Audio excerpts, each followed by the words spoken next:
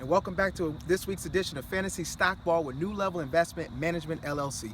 Week 5, and I'm going to give you 3 players as usual, but we're going to switch it up. We're going to give you a tight end this week. So we're going to give you a quarterback, running back, tight end, and these guys that I'm going to name have been money in the bank so far this season. It's only week 5, but so far they've been money in the bank.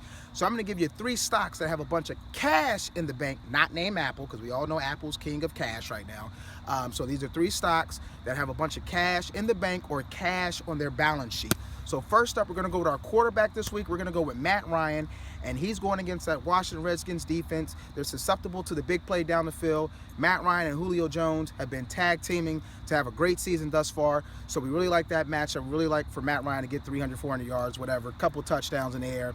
And we're going to match him up with Johnson & Johnson. And Johnson & Johnson is in the pharmaceutical business, of course, and they're just a mammoth in this space. They're one of those companies that you kind of forget about, right? They don't have a bunch of headlines in the news and all that, so you kind of forget about this company, but they're massive. I'm going to give you their cash breakdown on the balance sheet. So their cash, they have $14 billion on the balance sheet. Short-term investments, which is cash that can be liquidated within 1 year or less, is $18 billion. They have $97 billion worth of retained earnings.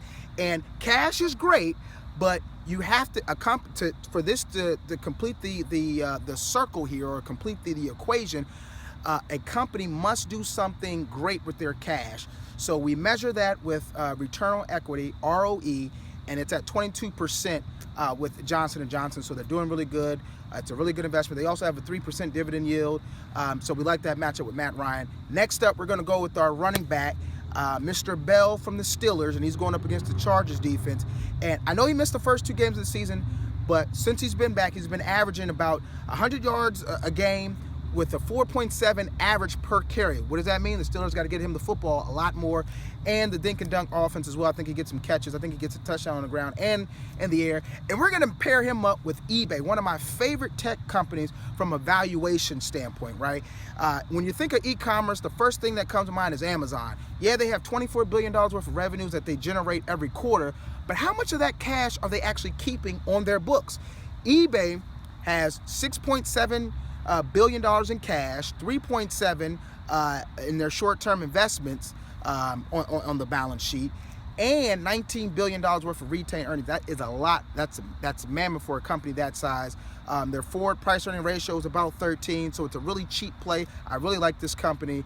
And another thing I'm gonna throw out there at you. I know they spun off their PayPal business, but I'm really in love with StubHub. When you think of tickets, especially when it comes to sporting, I always consider StubHub.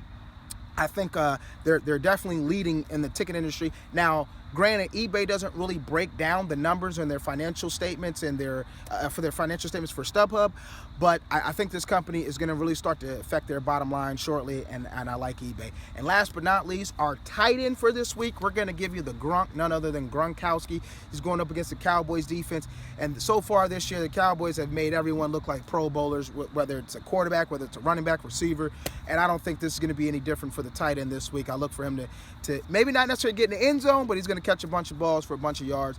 And we're going to compare him with Oracle on the tech side again. And similar to Johnson & Johnson, Oracle is one of those companies that you kind of forget about. Everyone is in love with the sexy pics, the Facebooks, the Netflix, Googles, and even Microsoft and Yahoo is making a comeback now.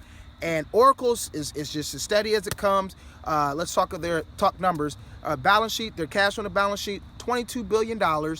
Short-term investments, $33 billion, and $26 billion in retained earnings. Return on equity is about 20%. They pay a dividend. It's not great, but again, this is a company that you can pretty much set your watch to. They're going to be there. Cash on the balance sheet. That's our theme for this week. New Level Investment Management LLC.